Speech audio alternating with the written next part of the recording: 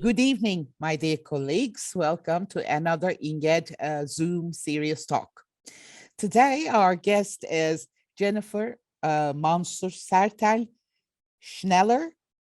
Am I right? Yep, that's right. It's a very long name because it Yes. turns out I just keep adding more names.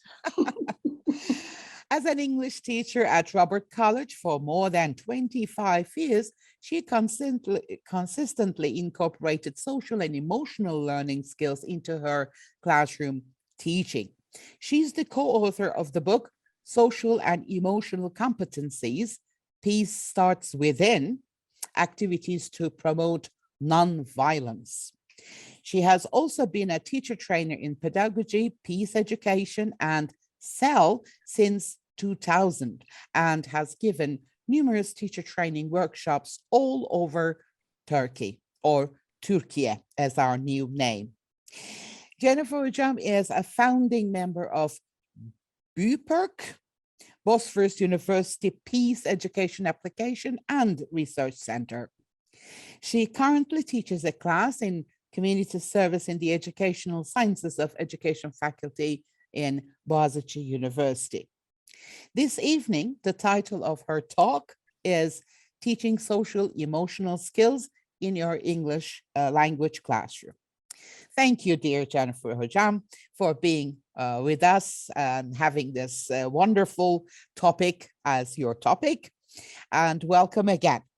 The screen is all yours. Okay, thank you so much. And thank you all for being here on a Friday night when you could be out like having fun or something, but you're here with me. I don't know. I hope this will be worth your while. I certainly hope so.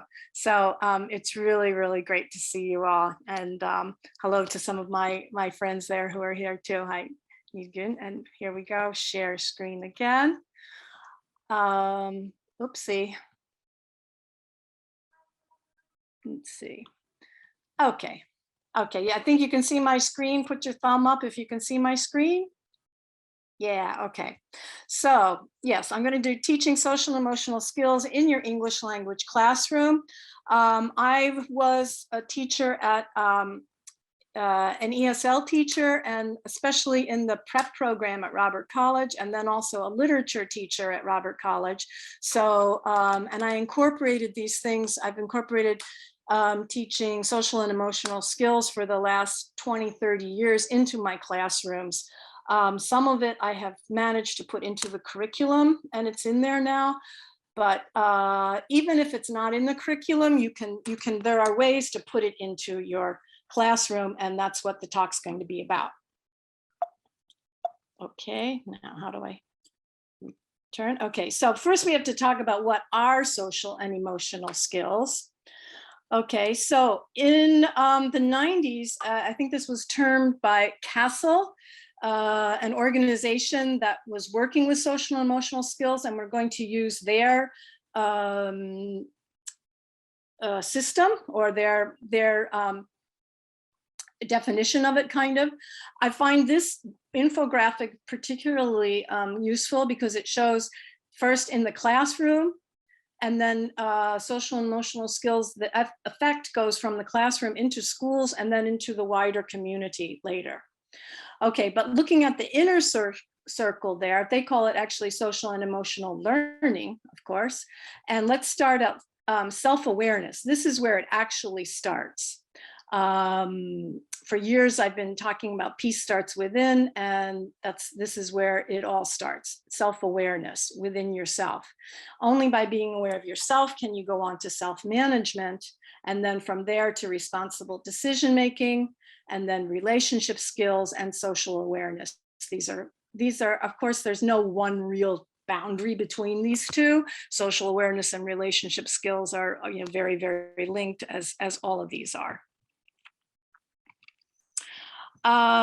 Okay, this is directly from the CASEL, as you can see, the CASEL website.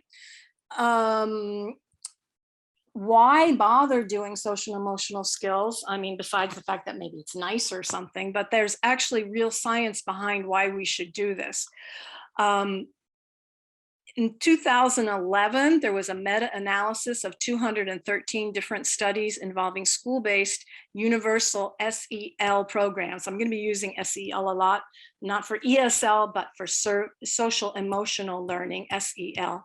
So anyway, there was in 2011 a big analysis of SEL programs, including 270,000 students. So this is a very large study, and it revealed that their social and emotional skills have been linked to student gains as far as tests go, as far as, of course, their social and emotional skills get improved, as one would expect. But beyond that, they have improved attitudes of self, others, and the school in general. The classroom behavior becomes more positive. And most surprisingly, and what I think most academic educators and what a lot of business people are really interested in, is there was an 11 percentile point gain on standardized achievement tests for students who have done who've been involved in social and emotional learning.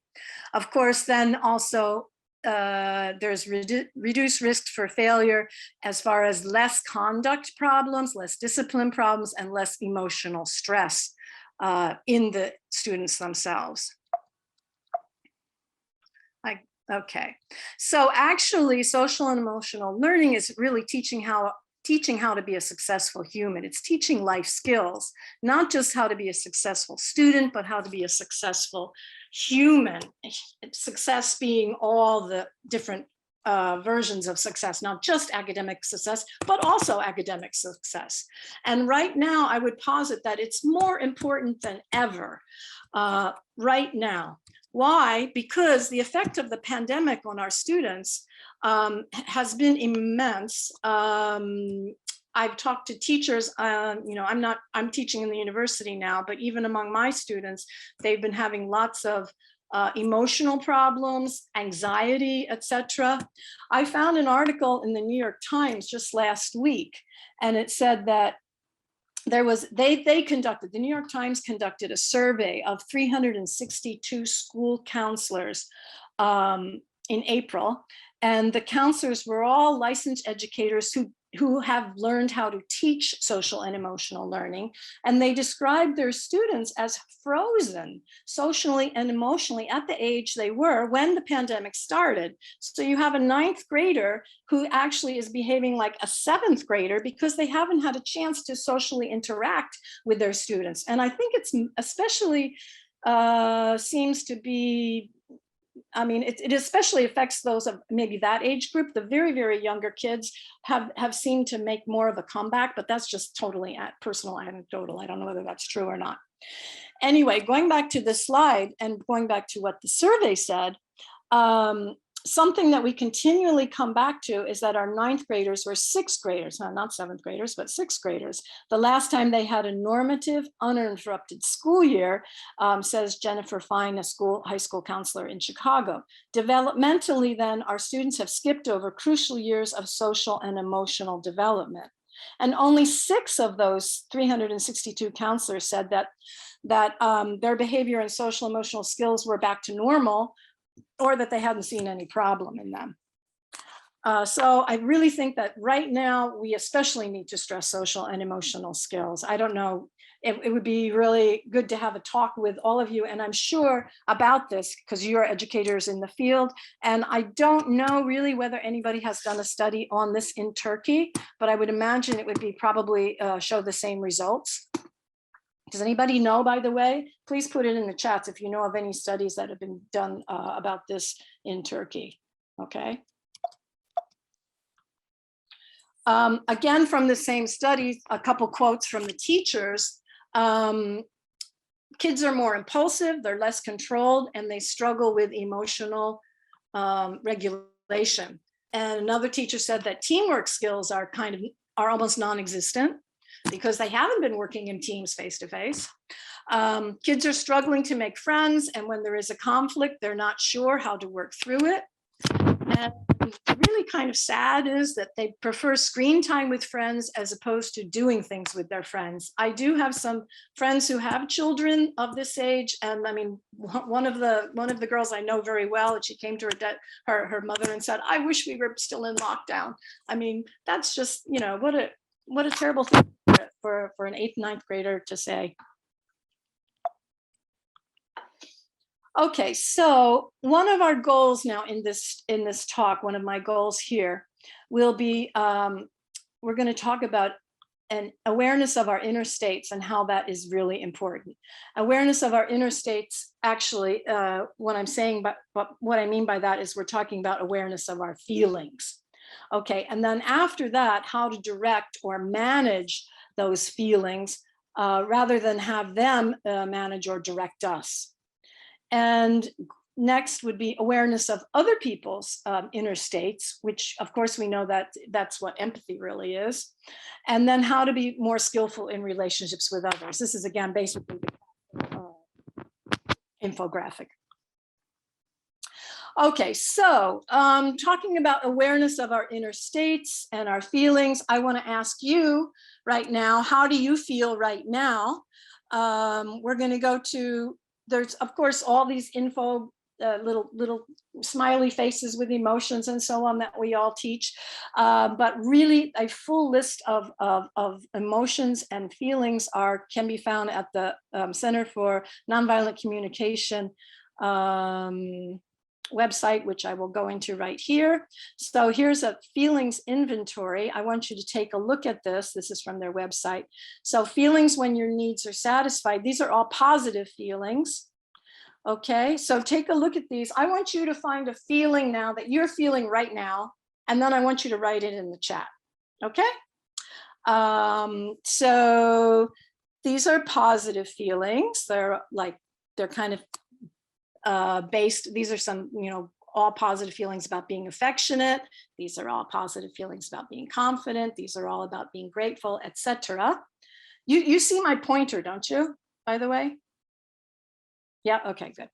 Okay, and these are negative ones. Unfortunately, the negative ones seem to be a longer list than the positive ones. Okay, so take a look at these and pick one out about how you feel right now, and please put it in the chat, okay? And then we'll take a look at those.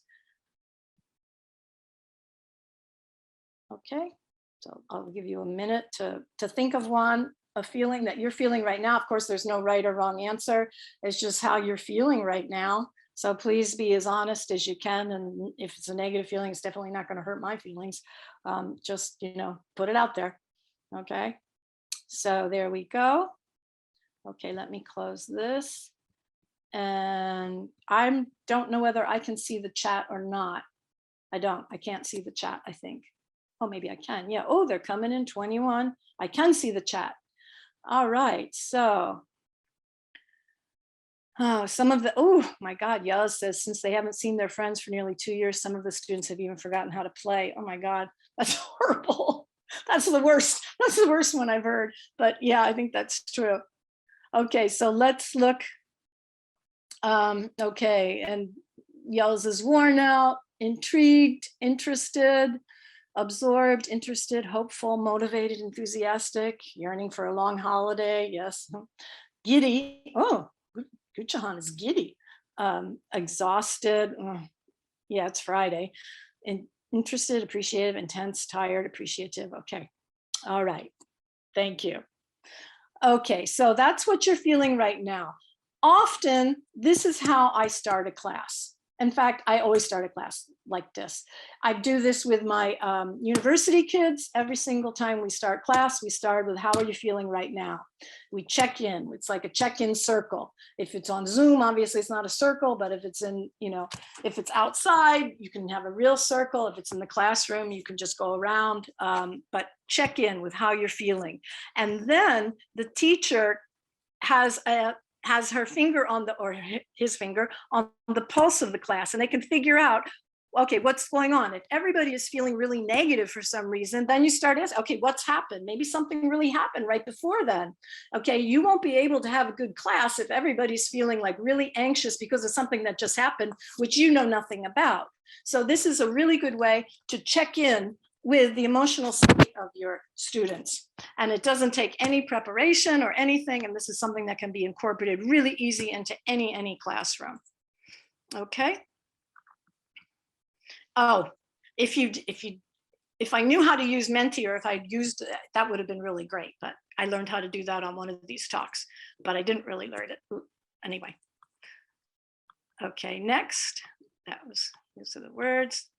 Okay, so yes, we're calling this emotional check-ins. So starting and closing each day with a question, how are you feeling right now? You can also do that at the end. Okay, so how are you feeling now? Did you, or another one like, you know, did you understand, do you feel good with what we just learned, or something like that? Again, starting with a feeling in the end, the beginning of the class, and ending at the end of the class too.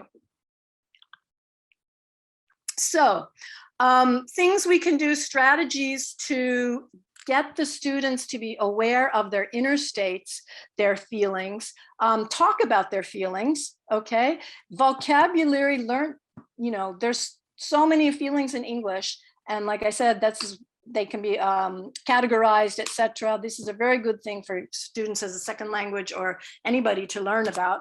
Feeling cards, Bir Başka Okul Mümkün has one in Turkish. You can get feeling cards, you can download them off the internet. You can make your own feeling cards. Closing circles, and stories. We'll be talking a lot about stories. Into using appropriate stories and literature, because that's a huge way to do it. Okay, so managing your feelings after you have, you know, we get to talk about our feelings whenever we can. I mean, putting that in there, you'll see again and again, and I'm going to give you some specific activities, that examples of specific activities where we'll be talking about their feelings. Okay, but after we talk about feelings and get to know more about how to manage them, well, one way to do it is, of course, mindfulness and just breathing. Okay, so I want everybody right now to really just sit there and close their eyes, and we're going to breathe together.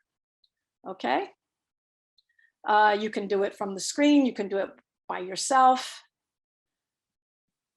This is a 5-minute breathing thing on YouTube. We're not going to do it for 5 minutes. Don't worry. We'll do it for like 1 minute. I don't want to waste your time. It's not a waste of time, of course, but we won't do that. Okay. The main idea with this one, there's many, is that you breathe in, you breathe out longer. Okay. So let's breathe along with it. Okay. So everybody, exhale. It's a really long exhale. Inhale from your belly if possible.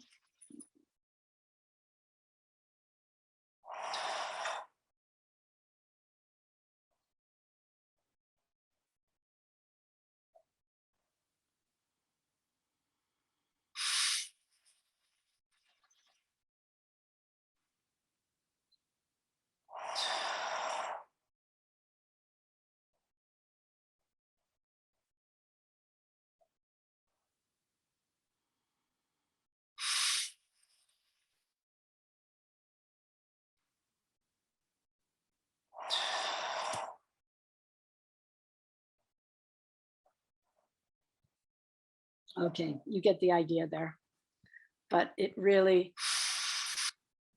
helps. I do that in my classes. I remember once I did that.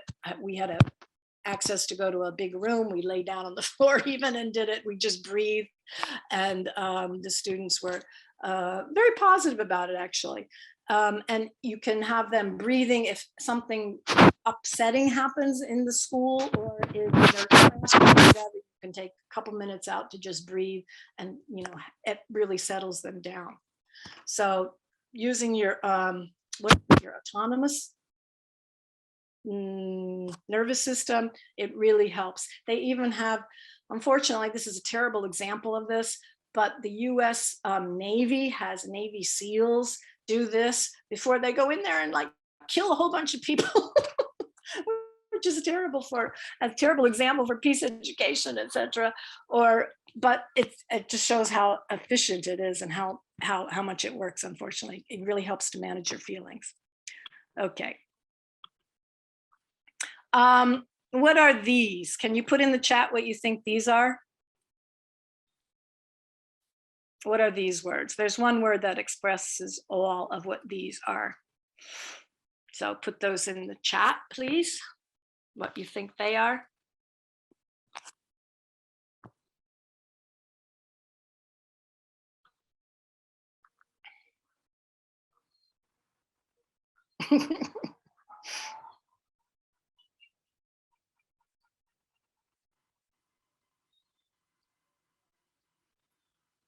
Values, kind of, in their classroom atmosphere, yeah.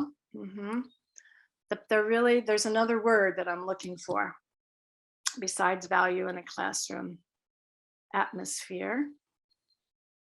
They are definitely nouns in lexical sets, that's true. Virtues, maybe, but this is not the word I'm looking for, actually. Okay, I'm going to put it in the classroom with it, in the chat, what it is. These are actually needs. These are human needs. Whoops. Let me go back. How do I go back? Okay, these are human needs. They are needs that we have need for connection, to be accepted by other people. We have affection, appreciation, etc. Going down to the physical well-being. Those are the things we normally think of when we think of what our needs are: air, food, movement, etc. But we also have need for all these other things. We have a need for meaning in our life. We have a need for peace, autonomy, play, honesty. And if our needs are not being met, that's when we have those negative feelings, those negative emotions. When our needs are being met, we have a positive emotion. Okay, so I think it really helps to understand that. And again, that's understanding our inner state. If we could understand, first of all, what we're feeling, and then why we have that need. Could you go back right now and think about what you had for your feeling, and what need did it come from? Okay, you felt something. Those of you who put it in the chat, some of you didn't put it in the chat, but especially if you put it in the chat, where did it come from?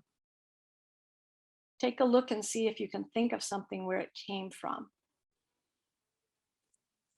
Let's see.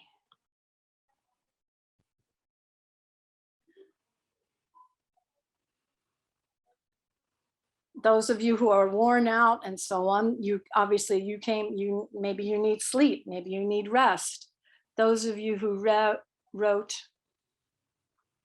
let's see.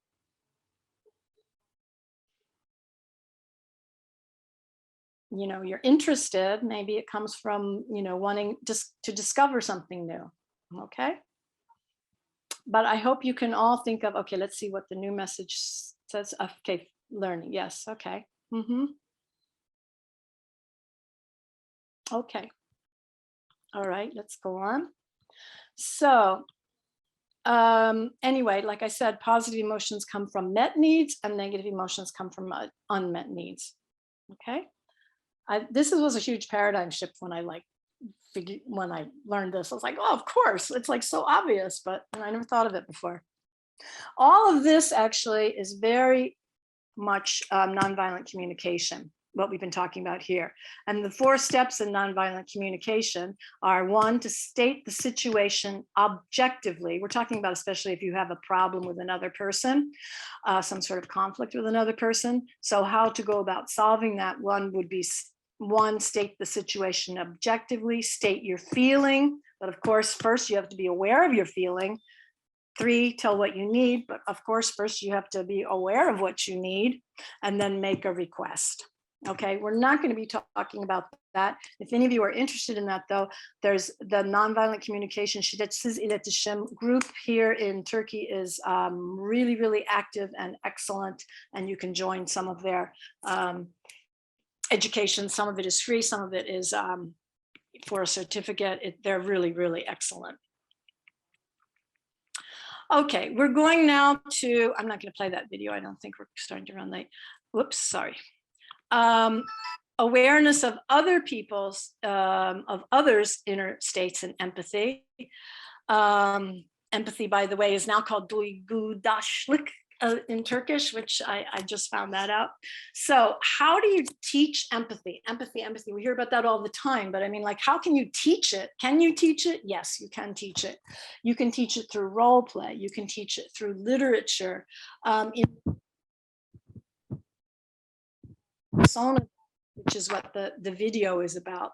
But like I say, I'm not going to show that to you right now. I don't think we have a lot of people in early childhood education. I'm not sure. Okay, but how do we teach in general? I said we were going to talk about stories and literature. As you know, since I was a literature teacher for many years, I really believe with all my heart that literature is a gateway to social emotional learning, because it's actually about inhabiting another person's mind. You get into a character's mindset. You get into you see the character's world from their perspective. You go into different worlds. You can find out about different cultures, about different kinds of people. So the thing is, as ESL teachers or as literature teachers or whatever, we have to pick our texts really carefully. Now, you can do social and emotional learning with just about any text, I suppose, but really you want to pick the ones which make it easier, which have a good message for the students. Some examples, like, I mean, there's lists of these available, but I mean, just three examples, three examples. The Frog and Toad books by Arnold Lobel for young learners. They're just so sweet. They're about two friends, a frog and a toad, and how they handle their little differences and so on. It's very sweet. All the books by Kate DiCamillo for like middle school, and high school. Hakim's Odyssey. This is a graphic novel, which my university students actually turned me on to. It's in Turkish and in English, by the way. And there's three books. And the first one is from Syria. It follows Hakim, it's a true story, from Syria to Turkey, and then book 2, which is what you see here, from Turkey to Greece, and then the book 3 is from Greece to France, where he ended up settling. And it helps you see things, especially our students need to see things maybe from a Syrian's point of view. So again, examples of things which can be especially fruitful for teaching SEL. One thing I've done for years and years when I was teaching ESL was teach Frankenstein from a reader's, like then it was Longman and Pearson readers. There's lots of different versions of Frankenstein for in graded readers, for those of you who are doing graded readers. And it's an excellent way. You wouldn't think that this would be a good book to teach social emotional learning, but it actually is, because it's all about how the monster felt. The monster was ostracized. He didn't understand why he was being treated the way he was treated, and therefore he turned into literally a monster, kind of in his inner self as much as his outlook, how he looked. So, I mean, you can read this to the students. I would often just like take a couple minutes in my classroom at the end of each class, 5 or 10 minutes if there was an extra couple minutes, and read it to them. And ask questions like, how did the monster feel? Why was he ostracized? It's all about questions of responsibility and ethics, actually. I want to give you an example of like how to ask questions. Instead of typical reading comprehension questions, you can ask a SEL type reading comprehension questions still to see whether they've understood. But what have they understood? Is it just that they've read it, or have they understood it on a deeper emotional level? This book, because of Winn-Dixie, just as background, it's just about a little girl who finds a dog, and the little girl's mother has run away, or we don't know quite what has happened to her, etc. And so it's about this little girl who's having problems. So Typical reading comprehension questions would be things like, how old was Opal, that's the little girl, when her mother left? Or how does she realize her dog is missing? Or why is, another character, Otis, put in jail? Okay, but SEL reading comprehension questions would be like, how does she feel about her mother leaving? Okay, and what is the evidence for this? You're going on a much deeper level here. Okay, how does she show her emotions about this? Okay, so it's still reading comprehension, but on a much deeper level. Okay, in what ways does she control her impulses? Give an example. Okay, and when she faces a stressful situation, how does she deal with it? Okay, so if you ask these kind of questions, you really are you're teaching much more than just, whatever the language is while they read the book, which is why we have to pick our books carefully. Okay. Okay, going on to teaching relationship skills then, the next thing in that Castle infographic. We can do it through role play. So while reading or after viewing a movie or a clip or something, you can stop the action. For example, when two characters are having a fight, a role play or something, you could say, okay, stop the action. Okay, after the kids have read, okay, and the conflict has probably result or whatever, but you say, okay, where could the characters have done something differently? Where can you stop them and do something differently, and have them write then a different ending or a different middle or whatever, and then have them role play that and discuss it. Okay, another thing for teaching, I'm just going really fast here. I hope I'm okay. Hope I'm not losing you here. So again, the steps of nonviolent communication, if you can do that. Conflict resolution skills, teaching teamwork projects. I know we all believe in the value of teamwork and projects, and that's especially important for SEL. And of course, any kind of debates, role plays, teamwork, they all have important roles to play in teaching language acquisition, but we can do them all with SEL in mind, like which project, which role play, okay, what are you going to debate? Think of all these things when you're setting up your project. For example, a great project would be, like, what problems do you see and what, around you? What problems really hurt your heart? What problems do you really care about? And what can you do to change it? Okay, and you can have a whole project based around that, like entrepreneurship, which we now do at Robert College, by the way, in the prep classes.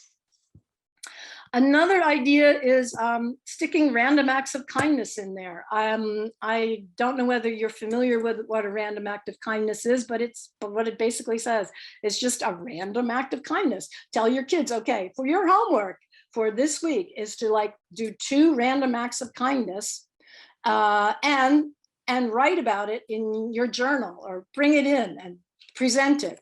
This website there's a whole curriculum for how to do random acts of kindness and kindness at school. We click on that. They have lots and lots of activities to do, making kindness the norm at your school for different grades. It's a wonderful, wonderful resource.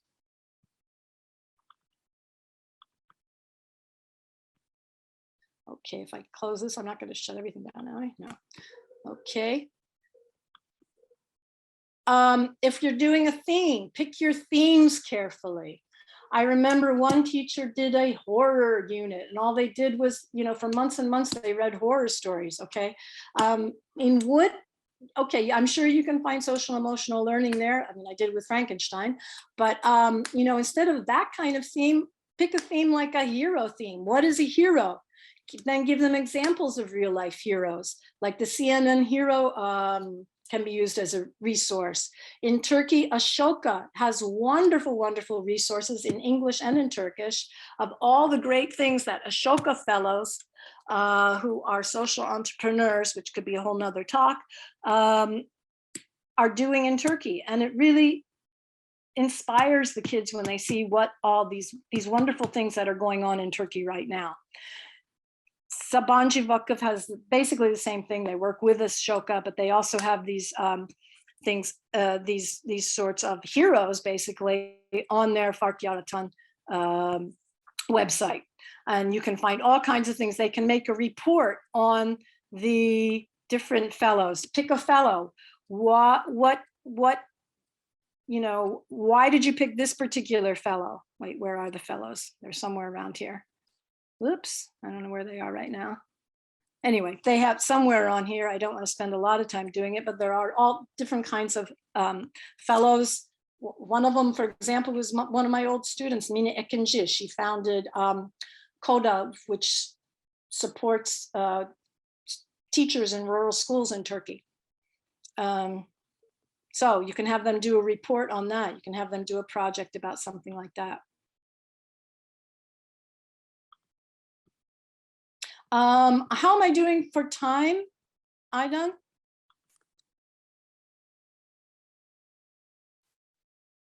I'm not sure how long. You have like 20 minutes. Okay, super. Okay. All right. Journals and the power of reflection. This is super, super important. It also, I didn't put any of the research in about this, I should have, but it has been found that if you reflect on something, it's a way to learn it much, much more deeply. So have your students keep journals in English. Okay, but not just journals about I woke up, I had breakfast, I did this, I did that. That's really boring. But what happened today? How do you feel about it? Give prompts occasionally. If you have in a movie, like we talked about before, what could character X have done differently in that movie? What is a problem in our classroom, a school or city that really bothers you, and what could be done about it? Is anybody else doing anything about it? That's when you can go into your Ashoka fellows, etc. I did a huge project which lasted months, and I know they're still doing this at Robert College. Doing a project about a problem, and all the students have to pick a problem that really affects them, that they really care about, and then in groups or singly, they talk about what could be done about it. What kind of music do you like? How does it make you feel? Anything where you're getting into more on an emotional level, on a social level. But journals are a really powerful way to keep them writing in English, and keep them aware. All right, so all of this stuff is great, but of course it all goes down to classroom management too. You have to practice what you preach. You have to use non-judgmental language. Going back to nonviolent communication, again, you're the model. So you shouldn't say things like, if a student is late and they're really bothering you with their lateness, instead of saying like, you're always late, be really objective about it and say, you know, you've been late 3 times this week. Never use name calling, of course. The way you relate to your students will be passed down, whether they realize it or not, but you have to be very careful about how you are relating to your students and the language you're using with your students. Using group work, of course, teamwork for classroom management. One interesting idea is to have a seating plan, like at the end of each Friday, or, you know, you have to switch your students around every once in a while. I'm not talking about university students, but, you know, younger students. And you could have a secret poll, like at the end of every week or every 2 weeks or whatever. Who do you want to sit next to? Okay, but it's all very secret. You know, they don't show anybody except you. Okay, is there anybody you don't want to sit next to? Okay, why? And then from that, you can figure out what's going on in the class. You can rotate them, maybe sometimes according to who they want to sit next to, not. They should know that they don't always get to who they want. But this is a way of kind of understanding the dynamics of the classroom a little bit. Who is a great contributor to the classroom, you know, to positive classroom management, or not management, but environment this week? You could have that as a award or something, you know, X was voted best person this week for greatest contribute to a positive environment in the classroom. So classroom management has to be in, you have to think of that too. Using positive reinforcement. I said, the language you use is very important. Okay, what do I mean exactly? Positive reinforcement, if you just say everything's great, great, great, that's not good either, because then it becomes useless. It just happens, great, great, great. But maybe use positive reinforcement in these situations. For example, if a student chooses to sit away from their friends who might distract them, if they actually start using the nonviolent communication language, like I feel da da da da when you do this during conflict. If you see that they're taking deep breaths as you've taught them to calm themselves when they're upset. If they consider the perspective of others in conflict, point out that you notice that and give positive reinforcement for it. If they allow others to speak up, if you see them going out of their way to help others or including somebody, really for this type of behavior. This is a book which you can get at our center. You'd probably have to email me or get to me about it, and I'll try to get it to you if you are at all interested in it. It's got lots of activities for how to do these sorts of, how to incorporate social and emotional competencies inside your classroom. Some examples, just to give you a brief example, a couple examples of things that are in it. There's lots of role plays. There's like how to mediate a conflict. There's some bullying scenarios and what to do about those kind of things. There's some ethical dilemmas that you can talk about in your classroom.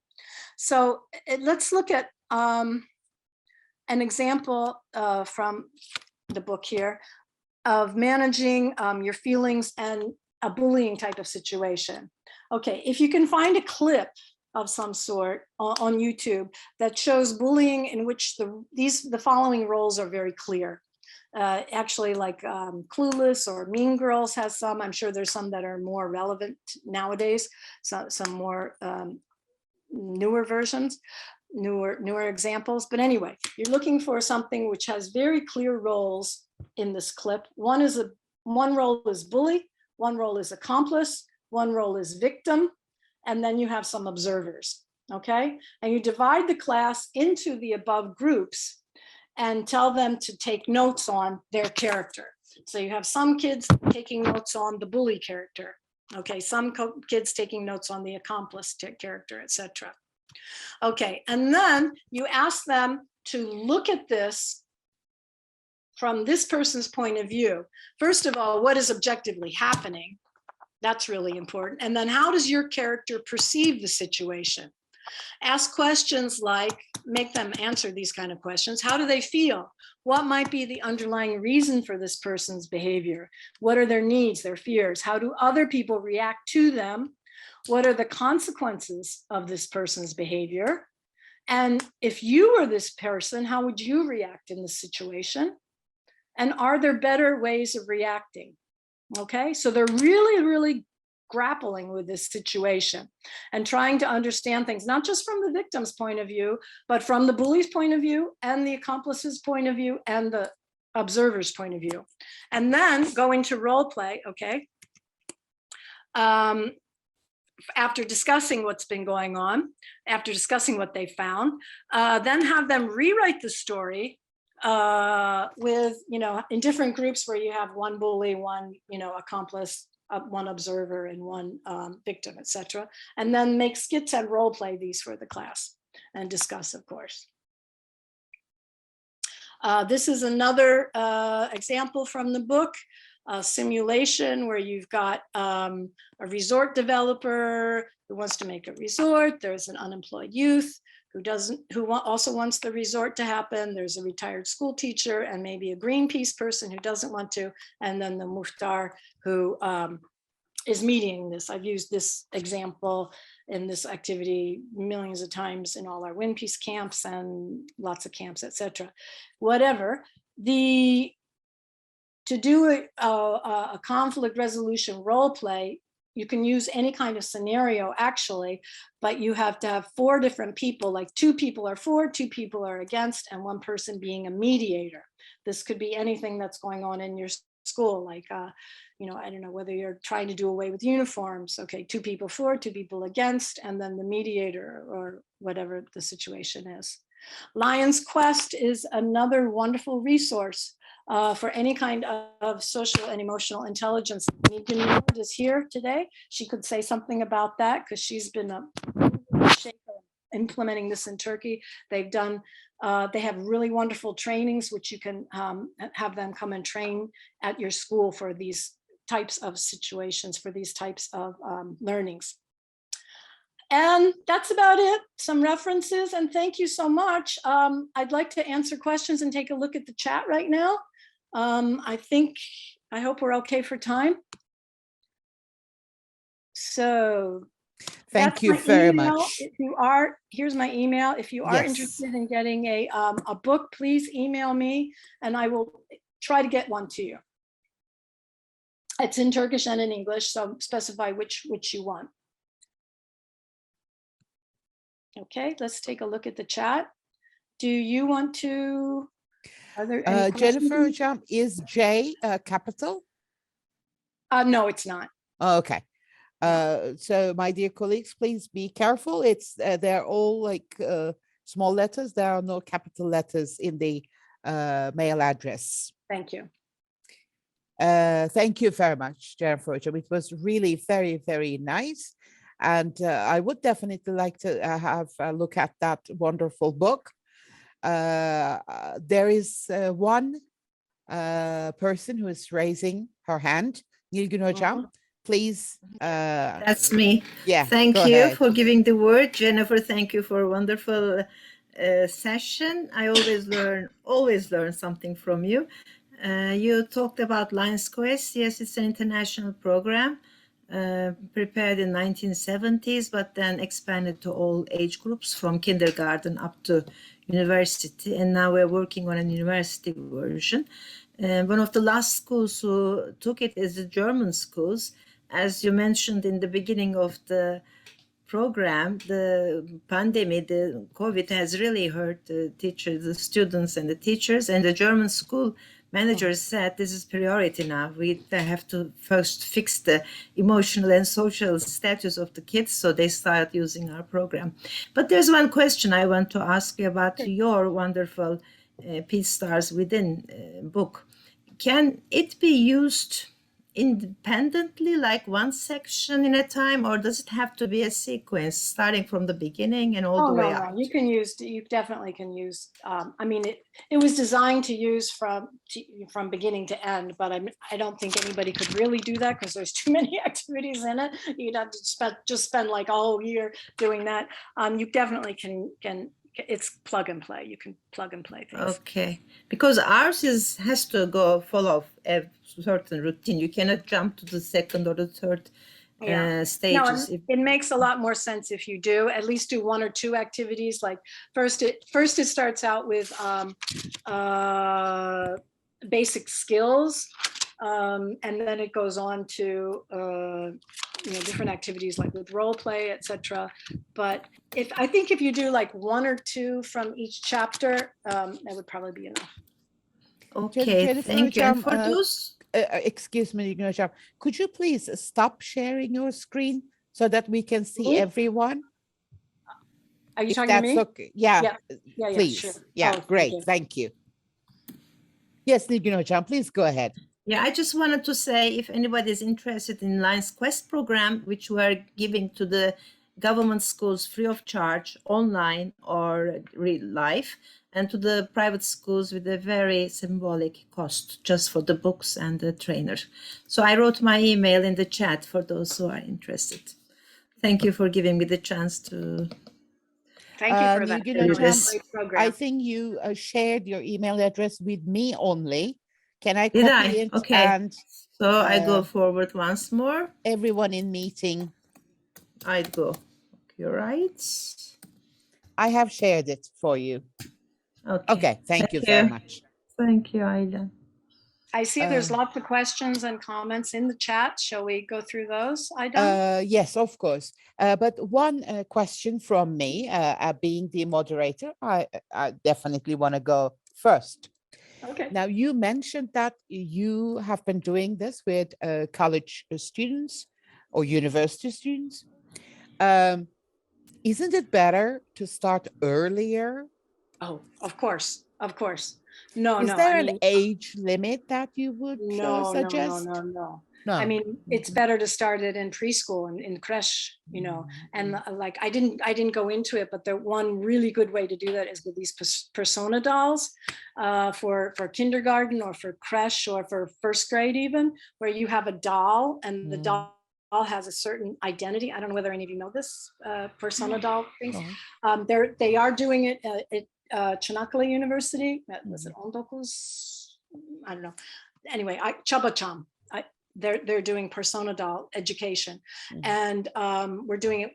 It's linked with our Peace Education Center. Anyway, Mhm. they have the doll, and the doll has a regular character, and it doesn't change throughout the whole year. So if you know that your students, like let's say you have some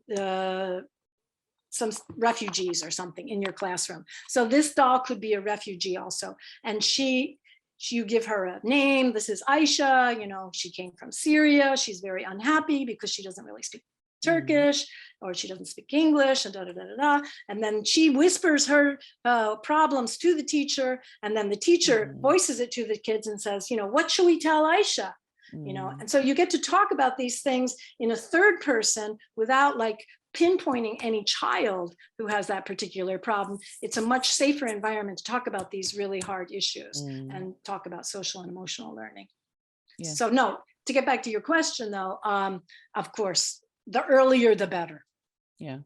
Well, there may be, of course, language barrier thing, Mhm, because if you're planning to use this in language classes, they would mhm. definitely need the necessary vocabulary Yeah, exactly. to, express themselves, because it Mhm. may be further frustrating not to be able to express their own feelings in a foreign language. It's mother tongue, it's called mother tongue for a reason. Yeah. We have one comment in the chat box. I'm going to change it, turn it into a question. Do you see any similarities between social emotional learning and Gardner's intelligences? I'm Yes, I mean his intelligences remind me, it's been a long time since I looked into those, but one of them was social emotional. It's more like interpersonal, intrapersonal. Right, Mm, right. Yeah. I mean, they're all wisdom and kind of overlaps, doesn't it? yeah, yeah, And yeah. yeah, Uh, definitely. and Yus Hojam mentions that he has done something similar, Hmm. but they were talking about enhancing critical thinking abilities. Hmm. Hmm. Jennifer Hojam at the very beginning said, this is to become a successful human. So when you are mentioning a human, a normal human being should have a critical thinking skills and a mature personality. I'm talking about normal human beings. I'm not talking about the abnormal ones. So And you should uh, be able to think critically about, of your course, emotions and relationships, etc. yeah. Right? Azra Jam says, is it really possible to develop or just address interpersonal communication when you're teaching online? Yes, it's more difficult, of course, but of course you can. Um, you know, like I said, I mean, for all during the pandemic, I basically kind of, my students were supposed to go out and volunteer, and they really couldn't go out and volunteer. So we did a lot of this kind of thing. We did a lot of nonviolent communication on Zoom. We started out with, our circles, and we talked about heroes even. We talked about, we did research into the Ashoka Fellows, et cetera, et cetera. I mean, yes, you can do it on Zoom also. I mean, a lot of stuff that you can do in the classroom, you can do on Zoom, as we've all found out. I guess you could also do it as a task, maybe ask them to form groups and, Oh, sure. carry You out do a breakout task groups and come back that and will present. encourage them to socialize further, not Mhm, only during the online class, but, mhm. synchronous, asynchronous, haha, see, Yeah, I have learned everything related to, not everything, some things about online teaching, distance teaching. I'm too old for this. Yeah. definitely. Okay, of course, people are giving some personal examples from their lives, saying how brutal some of the comments can be. Not being empathetic or understanding can hurt a person. Yeah. And Yoso Mhm. Jam gives an example and says we shouldn't tell our children, say to them, stop lying. Rather, we should say, please tell the truth. Mm, So I guess negative wording also affects people negatively. Am I right? definitely, Mm, definitely. Yes, and never ever like call a student, you're such a liar. I mean, because that label will mm, stick, and he'll start or she'll start thinking about herself as a liar, and have that be a defining characteristic of them. No, definitely never say labels like that. yeah, Yeah. and it's like pointing at the child, it's like blaming, putting the child under the spotlight. Mhm. I guess that will create a defensive atmosphere on the part of the child, Exactly. right? Right. Um, and I have not recently, but some years ago, I have heard that you should never say, I have failed. You should keep saying, well, I haven't achieved my goal yet. I'm still working on it. I don't know. Do you agree that language also shapes our attitude or psychology? Is it Oh, like definitely. neurolinguistic programming? Yeah, I would say so. I mean, whatever, once it's been said, it's like if you say you're a liar, I mean, that's going to, reinforce certain channels in there, and it will be very hard to change, Yeah. isn't it? Mhm. By the way, my dear colleagues, do not expect me to read all of the questions. Please raise your hand like Yeah. Nugenoja has done and ask your own question. You're lazy. Come on. No, you're not lazy. That's I'm getting a sorry. label. I'm sorry. You aren't very active. Yes. Okay, how about that? You can be more active. We would like you to be See, more active at see, this moment. Jennifer, it's too late for me. No. They No. say 7 is too late. And considering my age, I'm beyond 7. Okay. Yes. Lots of comments. Woo. Yeah. Do you want to go through them? I don't know. Oh my God. Merve Hocam, do you want to, of course, if you have the necessary device, I know that some people cannot use their mics or something like that. Do you want to ask your own question or do you want me to do that for you? I can't see you here. So if you can just say something in the chat box. Okay, never mind. Merve Hocam says, while watching the session, I thought about that. Can we also say those implementations provide a basis for social justice oriented classroom practices? To tell the truth, I'm not really sure what is meant by social justice orientation. Could the person expand on that who asked the question?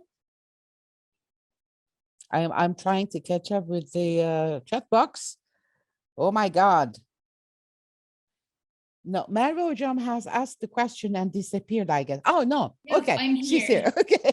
Hi, everyone. Okay, please clarify No, yourself, Mary Hocam. We failed. okay, I couldn't understand what you said. okay, actually, I will try it. Today's globalized world, so it is so crucial, yeah, the emotions and social emotional skills. So while you during your presentation, especially when you underlined empathy, I thought about like in our classrooms, like social justice oriented practices, the refugees, as you said, or I don't want to categorize people, but but the points that you touch upon are also seem to be related with. So I mean that if we improve those kinds of skills, it will provide a socially justice oriented classroom environment. You I said that mean that. beautifully. Sorry? You said that beautifully. You have asked Thank the you. question and answered it. Yes. Thank you. So it was more like a rhetorical question, I guess. Yeah, beautiful, beautiful. Well, thank you very much for sharing that with us, Mhm. because I love these sessions because you keep learning. We keep learning from each other. Yeah. This is wonderful sharing. Okay. I mean, it Thank goes you. back. Thank you for creating those environment for us. Yeah, really. Yeah. Narvi, I would say, you know, remember that castle infographic at the beginning? You know, it goes from classroom, well, from ourself to our classroom, from our classroom to the community, and from the community, you know, out to the world, actually. So yes, This it's is a the ripple effect, point. isn't it? So we're going with improving those skills, like socially justice, like world. Mhm. Yeah, I hope so. Okay, I thank hope you. we can improve those skills. I haven't muted you, Marvojam. Have you muted yourself? Well, okay, you were done. Okay. Yosojam says we used to end our reading activities by asking, how would you finish this text? Mhm. But we never thought about the emotional part. Mhm. That's a nice point. Mhm. Right. I mean, it's just mainly about if you could incorporate just, you know, this kind of thinking into like everything, have it pervade everything. This is what kind of I'm asking you to think about doing. Once you start thinking about it, it can be put in anywhere, basically. Jennifer, John, can I ask you kind of a personal question? Sure. Is that okay with you? Yeah, Do you think that you have raised in such an atmosphere as a child? Have you had did you have a chance to reflect on your own emotions, no. express yourself? Or, you know, our parents were like very strict, aren't Yes. they? Yes. We were We never asked to express ourselves. No. At our dinner table, it was always children should be seen and not heard. Yeah. And So, each of but how did you come to the realization that this is important, because we have not been raised that way? I just want you to tell me about that so that our colleagues can hear and get motivated. It's never too late to change your perspective, you know. So how did that happen, Jennifer Ocha? Okay, for me, it happened through an organization called WinPeace, which Nidgun knows. I started organizing camps for conflict resolution about 25 years ago. Mhm. And I didn't know anything about conflict resolution. So we were bringing students from Turkey and students from Greece together in the beginning. And then later it was Cypriot students. And from the trainers then, I mean, I sat in on all the sessions and I learned what it was about. And then I learned about kind of peace education, but actually what is conflict resolution? What is peace education? It's basically developing your social and emotional skills.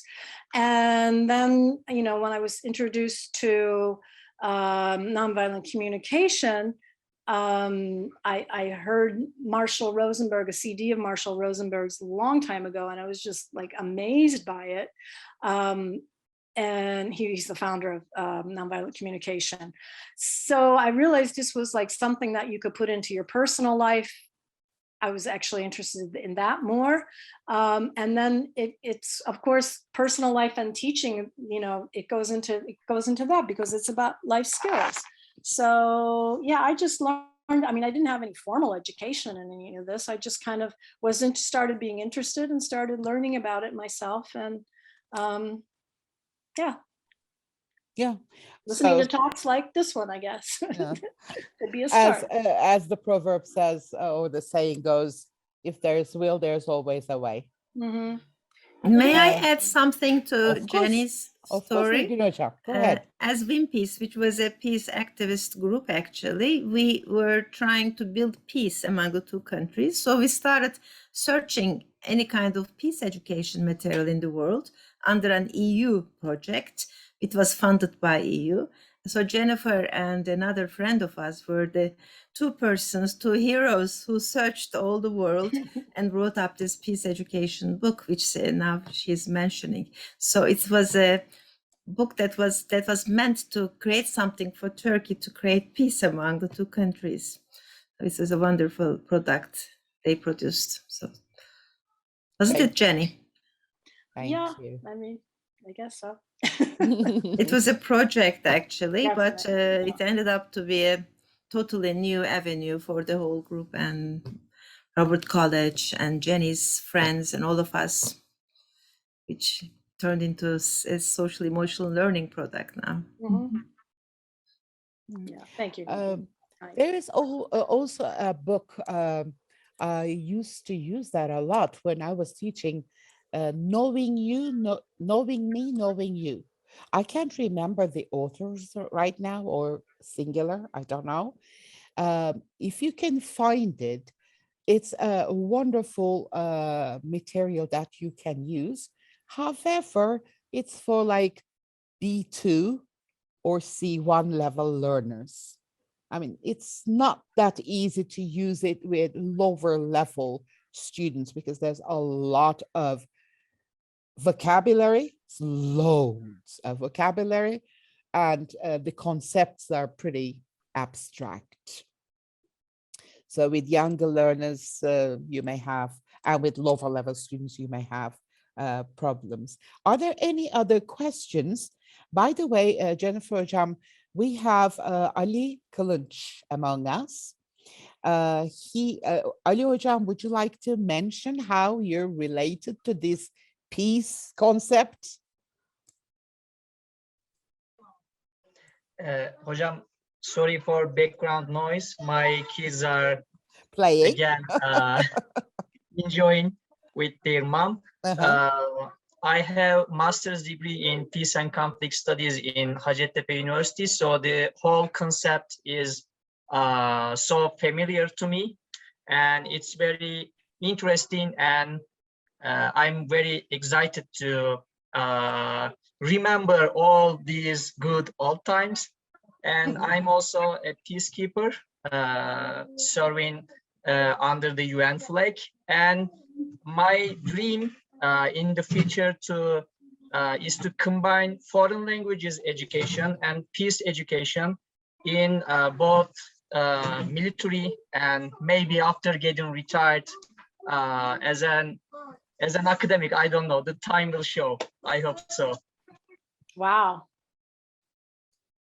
Yeah, thank you, Ali Hocam. It's always nice to have you here because if Hocam. anything happens, we have the force behind us.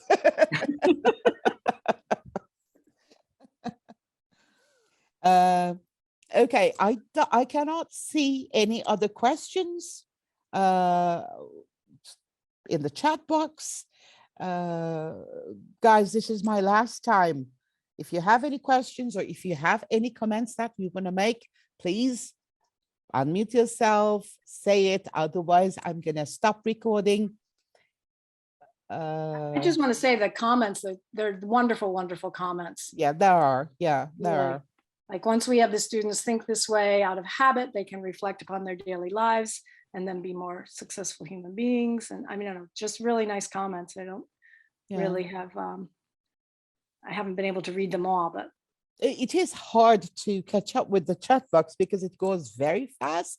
And I also know that from my previous experience, some people do not have access to their mic, some do not have access to their camera. So it's really kind of nerve-wracking to push these people, say, unmute yourself, say something, ask something. So I don't want to do that. I don't want to harass the participants here, but I just don't want to, if you have something that you want to say, I just don't want to just cut it short,